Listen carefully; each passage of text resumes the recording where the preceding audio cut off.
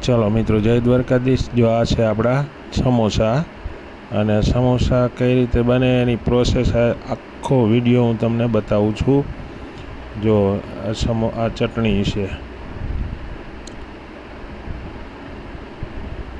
હવે આપણે છે ને બટેટા પહેલાં બાફી લીધા હોય, પછી એને આ રીતે ચૂંદો કરી નાખવાનો.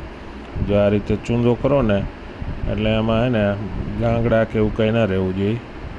પરફેક્ટ રીતે એને આમ ગમે એ આઈટમ આપણે ઓલું પ્રેસ કરવાનું આવે ને એનાથી ચેપી નાખવાનું. બધું બાફેલા બટેટા હોય આ રીતે ચેપી અને સૂંદો કરી નાખવાનો પહેલાં.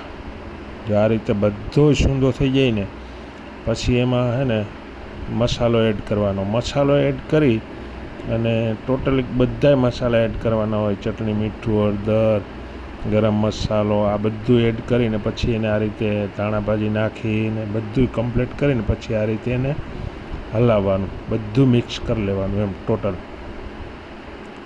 જો આ બધું મિક્સ થઈ જાય ને પછી જો એના માટે જો આ ચટણી હોય, મીઠી ચટણી હોય ભેગી, અને આ મસાલો બધો કમ્પ્લીટ કરી લેવાનો. પહેલાં ચેપીને બધું સરખું કરી અને વ્યવસ્થિત રીતે આ મસાલો બધો કમ્પ્લીટ તૈયાર કરી લેવાનો.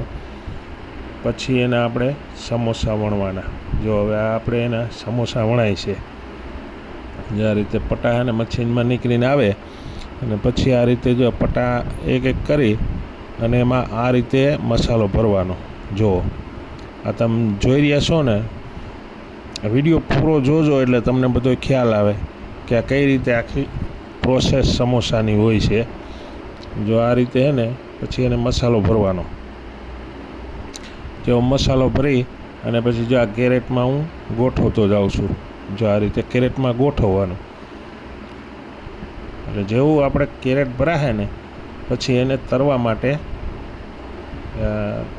કડાઈમાં અથવા કોઈ બકડિયું કે ગમે તે હોય એમાં આપણે તરવાના. એટલે જુઓ આ છે ને બધા જ આવી રીતના પ્રોસેસથી વણી લેવાના.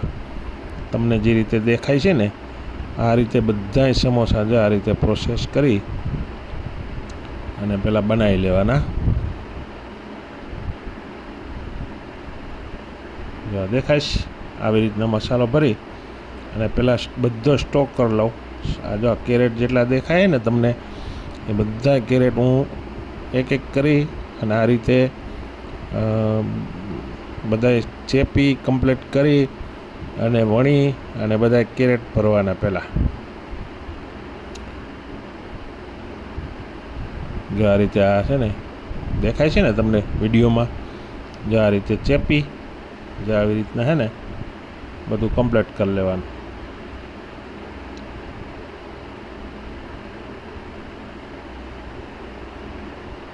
જો આવી રીતના દબાવો ને એટલે બધું કમ્પ્લીટ થઈ જાય. અંદર મસાલો અને બધું કમ્પ્લીટ થઈ જાય. સમજી ગયા? હવે એ બધું કમ્પ્લીટ થઈ જાય ને પછી આપણે તરવા માટે જો આ કમ્પ્લીટ થઈ ગયા બધા કેરેટ ભરાઈને કમ્પ્લીટ થઈ ગયા ને, જો એટલો મસાલો આમાં બધું કમ્પ્લીટ કરી લીધું. હવે એને આપણે તરવાની પ્રોસેસમાં લઈ જવાના. એટલે એમાં જો પકોડા ભરવા હોય તો પકોડા જો આ રીતે કરવાના. પહેલાં તમારે જો આ રીતે બ્રેડ પાથરી લેવાની અને બ્રેડ પાથરી અને પછી જે આવી રીતના માલુકોરા તમારે એને મસાલો ભરવાનો. પછી એનું રાબડું હોય, જો આ રીતે રાબડું હોય એ રાબડામાં બોરી મસાલો જો આ મસાલો હોય ને એ બ્રેડ ઉપર પહેલાં આ રીતના સોંપડી લેવાનો. અને પછી જે આપણે સમોસા લઈ આવ્યા ને જો એ તરવા ઉતાર્યા. જો એ સમોસા છે ને તરાય છે, જે ફ્રાય થાય છે. જો આ રીતે દેખાય છે ને તમને વિડીયોમાં બન્યા રહેજો. જો આ રીતે હું તમને પ્રોસેસ બતાવું જ છું. જો આ રીતે એને પકવવાના, એને ફ્રાય કરવાના અને એકદમ આમ કલર પકડી જાય ને પછી તમારે એને ઉતારવાના. ત્યાં સુધી એને પાકવા દેવાના છે. હવે તમને લાગતું હશે કે આપણે સમોસા એકદમ ફ્રાય થઈ ગયા એવું લાગે છે, પણ અમારે છે ને એકદમ ફ્રાય થવા દેવાના. સમજી ગયા? એટલે આ હતી આપણી સમોસાની પ્રોસેસ. જો એ વણેને આવી રીતના બધા કમ્પ્લીટ કરીને પહેલાં રેકડીએ બધા લઈ આવવાના. જો આ રીતે આ બધી પહેલાં એની પ્રોસેસ કરીને લેવા અને એ રીતે ફ્રાય કરવાના. દેખાય છે ને તમને આ વિડીયોમાં જે આ સમોસા વણીને કમ્પ્લીટ કર્યા હોય એ પછી એવી રીતના ફ્રાય કરવાના. સમજી ગયા? જે આપણા બધા સમોસા ને વણીને કમ્પ્લીટ કર્યા છે આ રીતે. તો આ રીતે આ હતી આપણી સમોસાની પ્રોસેસ.